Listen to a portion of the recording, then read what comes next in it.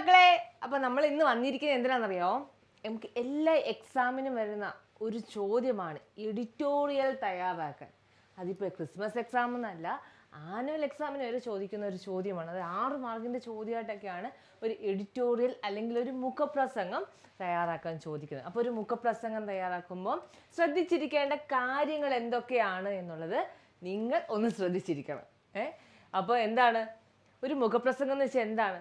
നമുക്കറിയാം, ന്യൂസ് പേപ്പറൊക്കെ എടുക്കുമ്പോൾ സെക്കൻഡ് പേജിലും അല്ലെങ്കിൽ തേർഡ് പേജിലും ഒക്കെ ആയിട്ട് നമ്മുടെ ഒരു സൈഡിൽ അല്ലേ, ഒരു സൈഡിലായിട്ട് നീളത്തിൽ കുറച്ച് ഒരാളുടെ ഒരു വ്യക്തിയുടെ വ്യക്തിപരമായിട്ടുള്ള അഭിപ്രായങ്ങൾ രേഖപ്പെടുത്താറുണ്ട് അല്ലേ. അതാണ് എന്ത്? എഡിറ്റോറിയൽ അല്ലെങ്കിൽ മുഖപ്രസംഗം.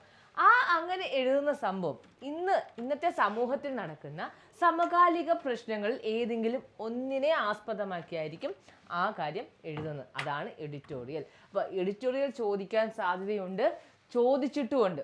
അപ്പോൾ അങ്ങനെ ഒരു ചോദ്യം വന്നു കഴിഞ്ഞാൽ പകച്ചു നിൽക്കാനേ പാടില്ല. നിങ്ങൾ എന്ത് ചെയ്യണം? നല്ല കോൺഫിഡൻസ് ആയിട്ട് അതിന് കൃത്യമായിട്ട് ആൻസർ എഴുതണം. അതിന് മിസ് പറഞ്ഞുതരാം എങ്ങനെയാണ് എഴുതേണ്ടതെന്ന്. ഓക്കെ, അപ്പോൾ ഒരു എഡിറ്റോറിയൽ തയ്യാറാക്കുമ്പോൾ അല്ലെങ്കിൽ ഒരു മുഖപ്രസംഗം തയ്യാറാക്കുമ്പോൾ നിങ്ങൾ ശ്രദ്ധിച്ചിരിക്കേണ്ട കാര്യങ്ങൾ എന്തൊക്കെയാണ് മക്കളെ? എന്തൊക്കെയാണ്? ഉചിതമായ ഒരു തലക്കെട്ട്. എന്ത് വേണം? നല്ലൊരു തലക്കെട്ട് വേണം. അത് ആകർഷണീയമായ ഒരു തലക്കെട്ട്, ഉചിതമായ ഒരു തലക്കെട്ട് കൃത്യമായിട്ട് അതിന് എഴുതിയിരിക്കണം. ഒരു എഡിറ്റോറിയലിന് അത്യാവശ്യമായിട്ടും അതാണ് വേണ്ടത്. ആ ഒരു ഹെഡിങ് അല്ലെങ്കിൽ ആ ഒരു തലക്കെട്ട് കാണുമ്പോൾ തന്നെ എന്താണ് നിങ്ങൾ പറയാൻ ഉദ്ദേശിക്കുന്ന കാര്യം, ആ എഡിറ്റോറിയലിന്റെ ഉള്ളടക്കം എന്താണോ അതിനെ ആസ്പദമാക്കി വേണം നിങ്ങൾ ആ തലക്കെട്ട് നൽകാൻ കേട്ടോ. പിന്നെന്താണ്? ഒരു ആമുഖം വേണം.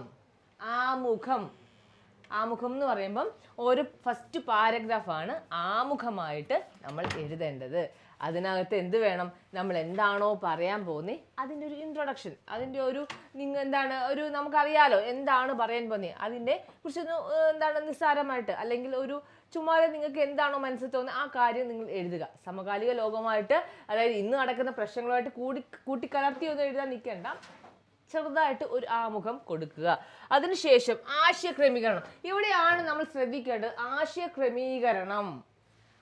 നമ്മൾ കൊടുത്തിരിക്കുന്ന തലക്കെട്ടിന് അനുയോജ്യമായിട്ടുള്ള ആശയങ്ങൾ നിങ്ങൾ ക്രോഡീകരിച്ച് എഴുതുക കേട്ടോ.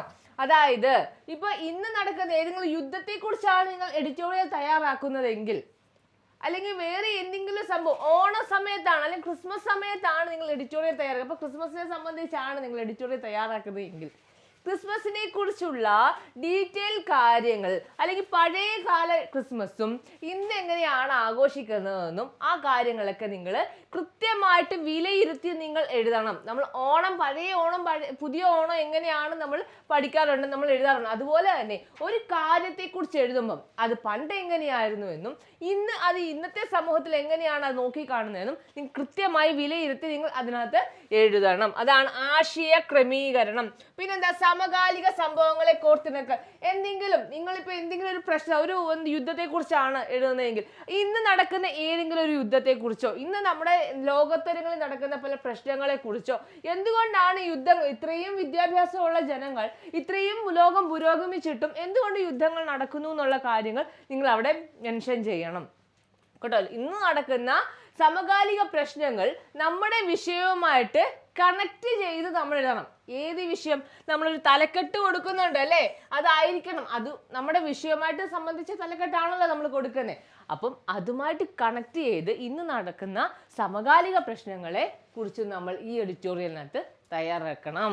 പിന്നെന്താണ്? ആർജവമുള്ള ഭാഷ. ചുമ്മാ നമ്മുടെ സംസാര ഭാഷ കൊണ്ട് എഴുതി വെച്ചിട്ടൊന്നും കാര്യമില്ല. പിന്നെന്താ നമ്മൾ അവിടെ ചെയ്യണ്ടേ?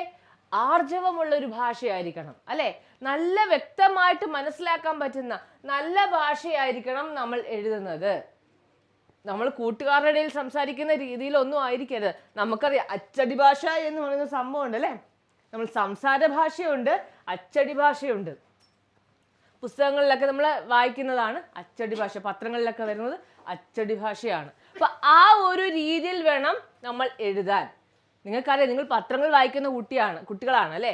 പത്രമൊക്കെ വായിക്കാറുണ്ട്. അപ്പൊ പത്രത്തെക്കുറിച്ച് നമുക്ക് പഠിക്കാൻ തന്നെ ഉണ്ട് ഒരു ചാപ്റ്റർ അല്ലേ. പത്രനീതി എന്ന് പറയുന്ന ഒരു ചാപ്റ്റർ പഠിക്കാനുണ്ട്. അപ്പൊ പത്രത്തെക്കുറിച്ചാണ് നിങ്ങൾ ഒരു എഡിറ്റോറിയൽ തയ്യാറാക്കുന്നതെങ്കിൽ തീർച്ചയായിട്ടും അവിടെ നിങ്ങൾ ഭാഷ കൈകാര്യം ചെയ്യുന്നത് വളരെ സൂക്ഷിച്ചും വളരെ ആർജവത്തോടു കൂടിയും മാത്രമായിരിക്കണം.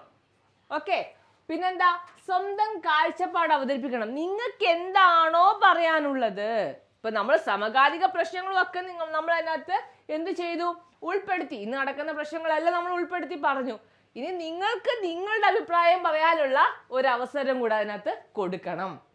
നിങ്ങൾക്ക് എന്താണ്, ഇപ്പൊ പത്രത്തെക്കുറിച്ചാണ് നിങ്ങൾ എഡിറ്റോറിയൽ തയ്യാറാക്കുന്നതെങ്കിൽ നിങ്ങളുടെ അഭിപ്രായത്തിൽ ഇന്നത്തെ കാലത്തെ പത്രങ്ങൾ അല്ലെങ്കിൽ മാധ്യമങ്ങളുടെ നില അല്ലെങ്കിൽ നിലപാട് നിങ്ങൾക്ക് യോജിക്കാൻ പറ്റുന്നതാണോ അല്ലയോ എന്നുള്ളത് നിങ്ങൾ അവിടെ കൃത്യമായിട്ട് വെളിപ്പെടുത്തണം. കാരണം ഇത് ഏറ്റവും പ്രധാനപ്പെട്ട ഒരു കാര്യമാണ് കേട്ടോ. സ്വന്തം കാഴ്ചപ്പാട്, നിങ്ങളുടെ നിലപാട് എന്താണെന്ന് കൃത്യമായിട്ട് വിലയിരുത്തണം. കാരണം എന്താണെന്ന് വെച്ചാൽ അത് ഏറ്റവും ഇമ്പോർട്ടൻ്റ് ആണ്.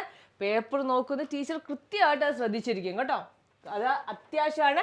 ഈ ഒരു എഡിറ്റോറിയൽ എന്നല്ല, ഏത് ക്വസ്റ്റ്യൻ വന്നാലും സ്വന്തം നിലപാട് നിങ്ങൾ കൃത്യമായിട്ട് അവിടെ രേഖപ്പെടുത്തിയിരിക്കണം. പിന്നെന്താ, ഖണ്ഡിക തിരിച്ചെഴുതണം. കുറഞ്ഞത് മക്കളെ എല്ലാ ലൈവിലും ഞാൻ പറയുന്നതാണ്, എല്ലാ ക്ലാസ്സിൻ്റെ ലൈവിലും ഞാൻ പറയുന്നതാണ്.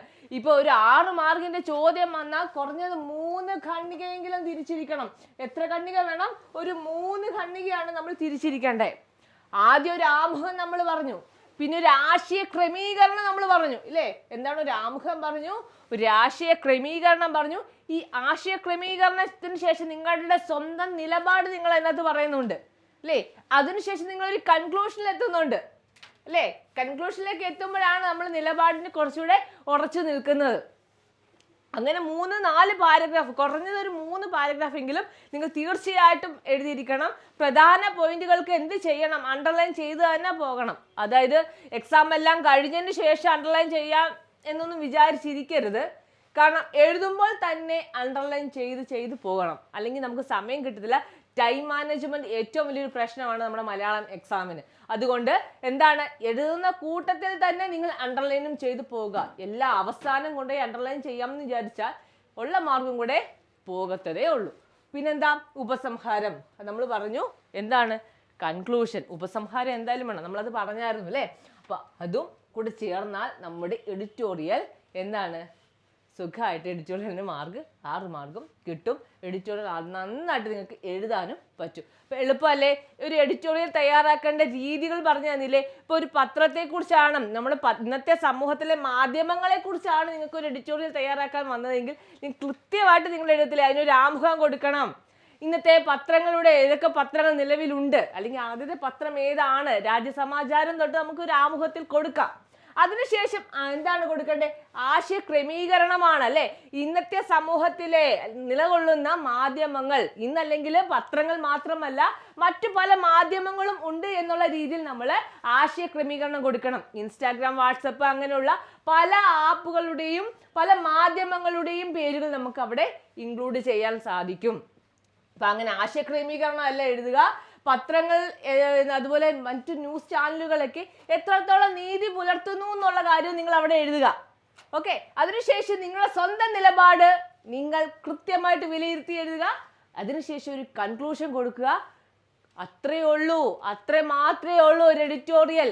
പിന്നെ ശ്രദ്ധിക്കേണ്ട കാര്യം, എഡിറ്റോറിയൽ എന്നും പറഞ്ഞും എക്സാമിന് ക്വസ്റ്റ്യൻ വരാം, മുഖപ്രസംഗം എന്നും പറഞ്ഞും ക്വസ്റ്റ്യൻ വരാം. അപ്പം മുഖപ്രസംഗം എന്താണ്? അയ്യോ എനിക്ക് മുഖപ്രസംഗം അറിയത്തില്ല, എനിക്ക് പക്ഷേ എഡിറ്റോറിയൽ നമ്മൾ പഠിച്ചുകൊണ്ട് പോയിട്ടുണ്ട്, പക്ഷെ മുഖപ്രസംഗം എന്ന് പറഞ്ഞപ്പോൾ നമുക്ക് അറിയത്തില്ല. ഒട്ടും വിഷമിക്കല്ലേ, മുഖപ്രസംഗം തന്നെയാണ് എഡിറ്റോറിയൽ. എഡിറ്റോറിയൽ തന്നെയാണ് മുഖപ്രസംഗം. അത് നിങ്ങൾ അറിയില്ല എന്ന് വിചാരിച്ച് ആ ക്വസ്റ്റ്യൻ്റെ ആൻസർ എഴുതാതെ പോകരുത് കേട്ടോ. അത് ഏറ്റവും എളുപ്പമായിട്ട് എഴുതാൻ പറ്റുന്നതാണ്, നിങ്ങളെ കൊണ്ട് പറ്റുന്ന കാര്യമാണ്. കാരണം എന്താണ്, ടെക്സ്റ്റിനകത്തുള്ള യാതൊരു കാര്യം നമുക്ക് വലിച്ചഴച്ച് എഴുതേണ്ട കാര്യമൊന്നുമില്ല. നമുക്ക് നമ്മുടെ നിലപാട് കൃത്യമായിട്ട് എഴുതാം. നമുക്ക് എന്താണോ മനസ്സിൽ തോന്നുന്നത് അത് നമുക്ക് എഴുതാൻ പറ്റുന്ന ഒരു ക്വസ്റ്റ്യൻ ആണ് എഡിറ്റോറിയൽ എന്ന് പറയുന്നത് കേട്ടോ.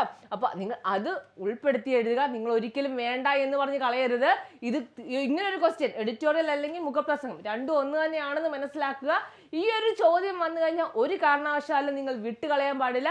6 മാർക്ക് എളുപ്പത്തിൽ മേടിക്കാൻ നിങ്ങൾക്ക് പറ്റുന്ന ഒരു ചോദ്യമാണ് ഈ ഒരു എഡിറ്റോറിയൽ അല്ലെങ്കിൽ മുഖപ്രസംഗം എന്നുള്ളത്. അപ്പം ഇത് നന്നായിട്ട് നോക്കി വെക്കുക.